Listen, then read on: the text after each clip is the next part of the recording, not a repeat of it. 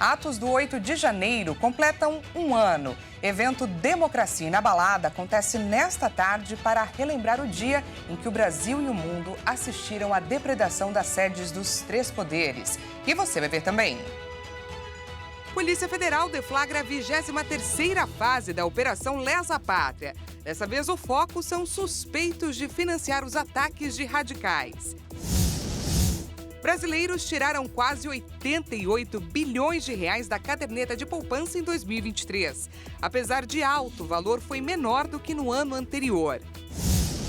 Ataque russo deixa a Ucrânia inteira sob alerta.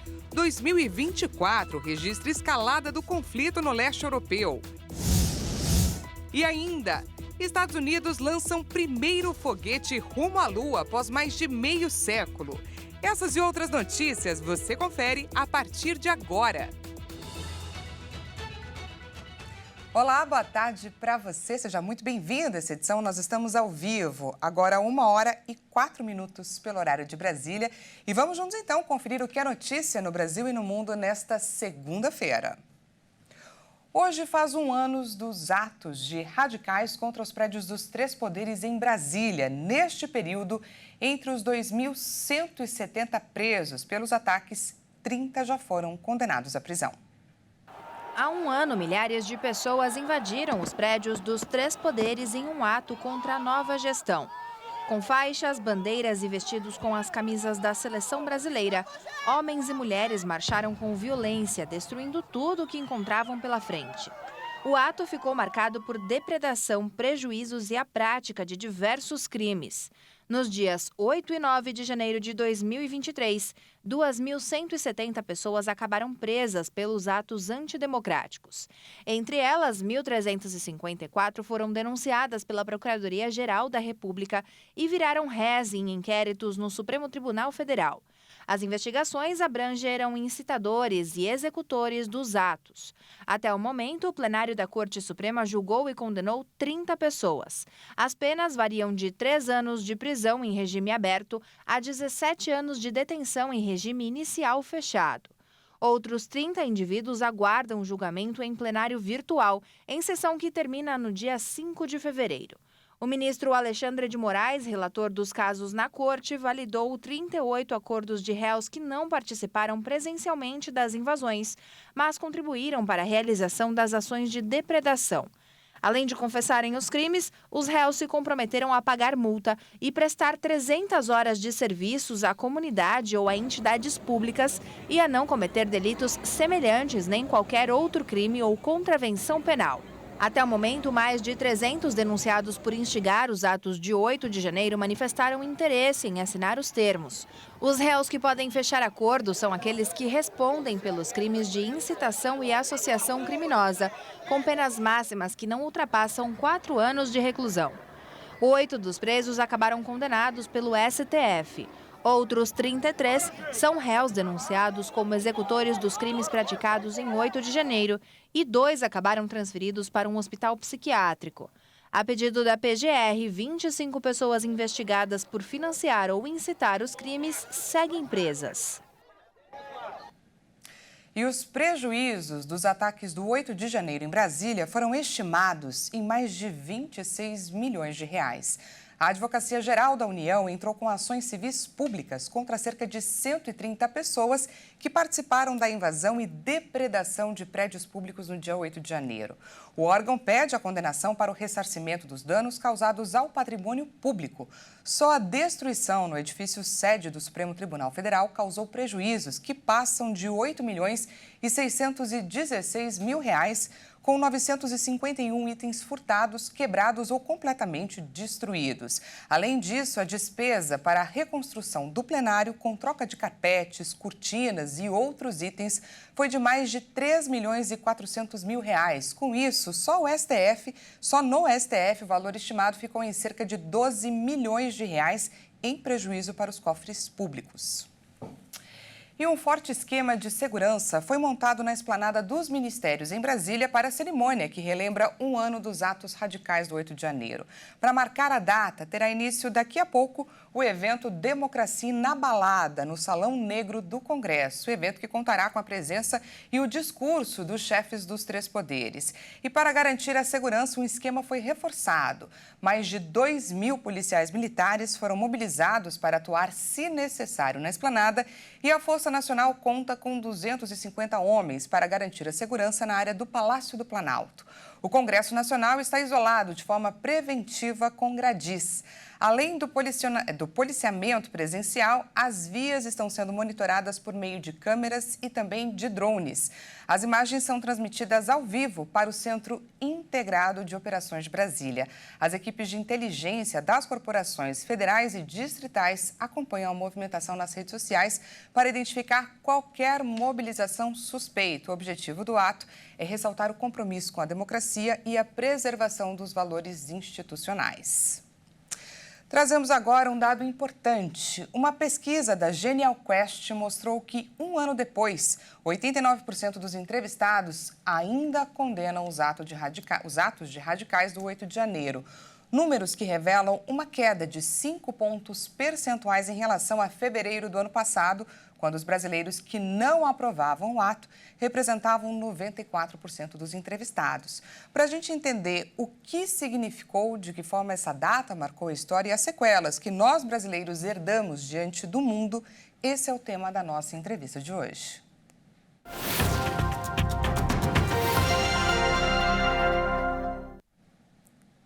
E quem nos ajuda a analisar esse momento da história política do nosso país e os desdobramentos a nível internacional é Ricardo Rios, mestre em Relações Internacionais. Seja muito bem-vindo ao nosso espaço, Ricardo. Boa tarde, Daniela. Boa tarde a você que nos assiste. Uma ótima tarde, agradecemos a sua disponibilidade. Explica para a gente o que passou a significar para nós brasileiros o 8 de janeiro. Qual é a importância de relembrar essa data ou de fomentar essa data como um marco na história do país? Bom, Daniela, a primeira coisa importante dessa data e que a gente precisa compreender é justamente a necessidade de se lembrar que numa república nova, né, a nossa democracia é jovem, tem aí cerca de 40 anos, é muito importante que nós, brasileiros, relembremos a importância de termos democracia e instituições sólidas. Né? Essa passagem do 8 de janeiro nos mostra que, com muito suporte, com o apoio das instituições, é possível sim ter uma democracia consolidada, que hoje é o que o Brasil precisa. Ricardo, podemos dizer que tivemos sequelas do 8 de janeiro? E se sim, quais você pontua para a gente? Bom, Daniela, as sequelas a gente vê muito no âmbito interno, né? A desconfiança das instituições nas instituições. O que isso significa para que o nosso espectador possa entender? A desconfiança das instituições nas instituições, na verdade, é uma forma de nós podermos explicar a desconfiança, por exemplo, do executivo nas Forças Armadas, da população com a política. Nós tivemos aí, conforme as investigações andam, né, no âmbito do Supremo Tribunal Federal, que havia participação de membros das Forças Armadas nessa tentativa de golpe de Estado do dia 8. Então você vê que há uma dificuldade da compreensão do papel de cada instituição no âmbito da manutenção democrática do país. Porém, uma coisa muito importante que aconteceu no pós-G8 é justamente a necessidade dos diferentes agentes políticos e públicos se unirem para a manutenção das nossas instituições. Isso é muito forte. O Brasil é uma democracia jovem, né, um país com uma democracia muito recente, e que se você não tem essa manutenção da democracia, é muito difícil que ela se mantenha a médio e a longo prazo. Então, esse foi o legado que ficou. Bacana, Ricardo. Muitos dizem que é impossível não fazer um paralelo entre o 8 de janeiro e o 6 de janeiro nos Estados Unidos, o episódio de invasão ao Capitólio.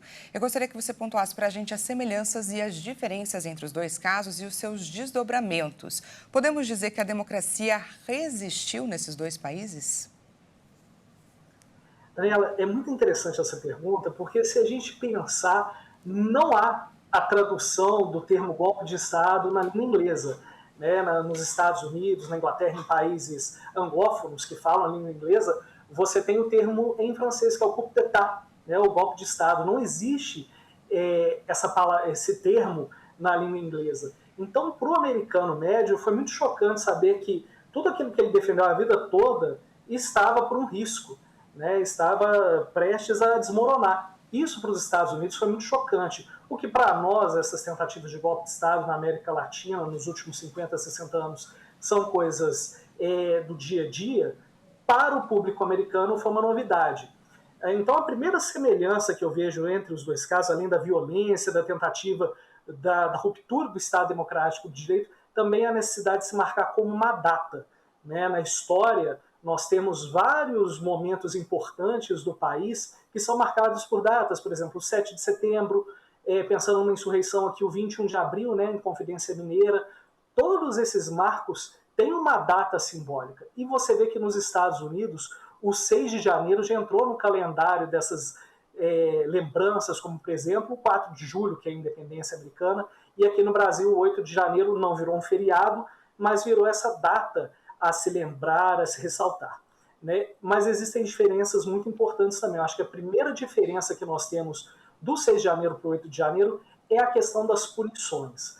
Né? Você ter uma justiça eleitoral no Brasil contribuiu muito para que boa parte das punições saísse. Essa figura da justiça eleitoral não existe nos Estados Unidos. Essa figura da Suprema Corte agindo de forma muito enfática que teve no Brasil nesses primeiros momentos em 2023, não teve nos Estados Unidos, não tem. Quando você pega textos na imprensa americana, você vê que eles comparam muito isso, né? Que a justiça americana foi muito mais leniente do que a brasileira nesse ponto de punição a quem cometeu a tentativa de golpe.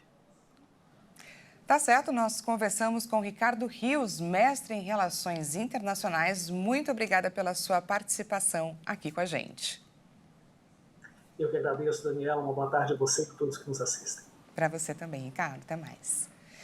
E a Polícia Federal continua a realizar a Operação Lesa Pátria. Nessa nova fase da operação, os alvos são suspeitos de financiar e fomentar os atos antidemocráticos do 8 de janeiro. Até o momento, 2 pessoas foram presas. Segundo a Polícia Federal, além do mandado de prisão cumprido na Bahia, houve também mais uma prisão em flagrante no Rio Grande do Sul de um homem por posse irregular de arma de fogo.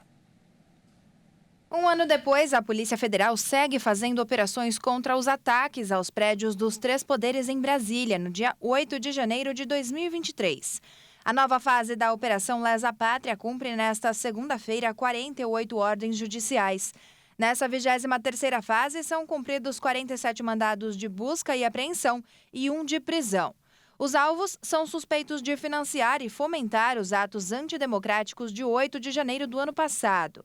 As buscas acontecem nos estados do Rio Grande do Sul, Bahia, Mato Grosso, Goiás, Minas Gerais, Maranhão, Paraná, Rondônia, São Paulo, Tocantins, Santa Catarina e no Distrito Federal.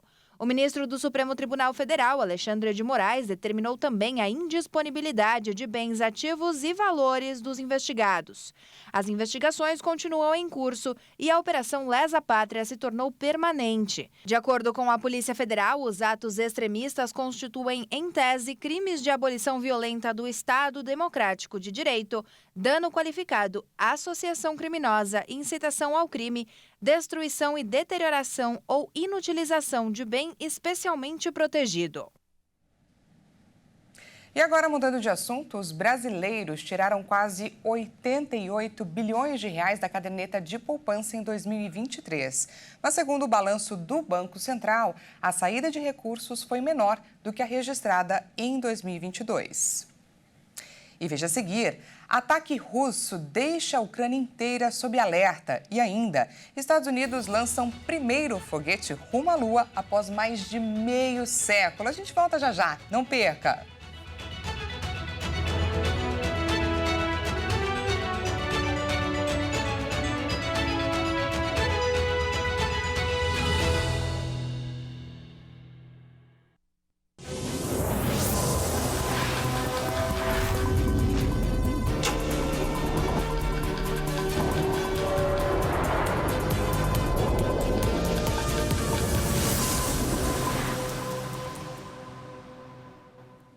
Seja bem-vindo mais uma vez, nós estamos de volta e ao vivo, 1h20 pelo horário de Brasília. Voltamos com mais destaques desta segunda-feira para você. Pelo menos 25 pessoas morreram e 5 ficaram feridas em uma batida entre um caminhão e um ônibus de turismo na Bahia. O acidente aconteceu na noite deste domingo, na BR-324, em um trecho da cidade de São José do Jacuípe, no norte da Bahia, a cerca de 290 quilômetros de Salvador.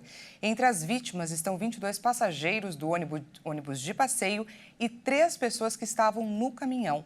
Os feridos foram encaminhados para hospitais da região. As pessoas que estavam no ônibus estiveram na praia de Guarajuba, distrito turístico de Camaçari, na região metropolitana de Salvador, e tinham Jacobina como destino. Em nota, a Prefeitura de Jacobina lamentou o acidente e decretou 3 dias de luto oficial no município. De acordo com a Polícia Rodoviária Federal, a pista seguia interditada até essa manhã, amanhã dessa segunda-feira. E agora vamos então para os destaques internacionais. O conflito no leste europeu volta a ganhar espaço nos noticiários. Depois de um ano onde a guerra ficou de alguma forma estagnada, o ataque desta segunda-feira marca a recente escalada nos bombardeios russos na Ucrânia. De acordo com Kiev, desde o fim de dezembro, tropas russas têm bombardeado uma série de alvos civis por lá.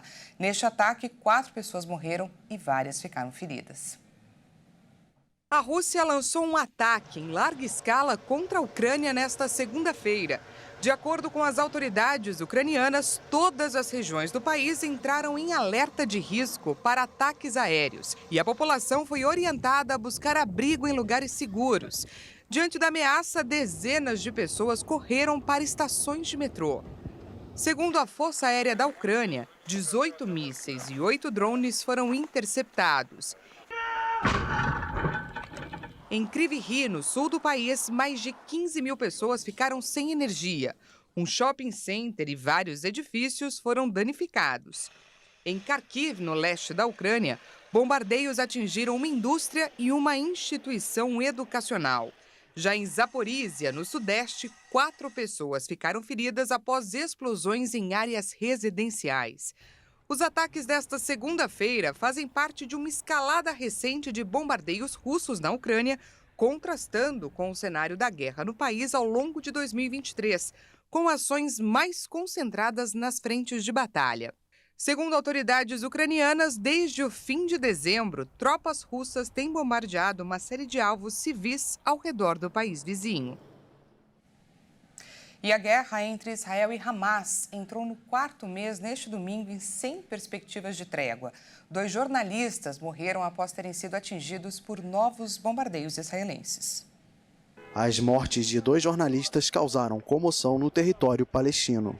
Mustafa Turia, um cinegrafista independente que trabalhava para a agência France Press, e Hamza Wael-Dahdouh, repórter do canal Al Jazeera, morreram após o veículo em que estavam ter sido atingido por um míssil israelense.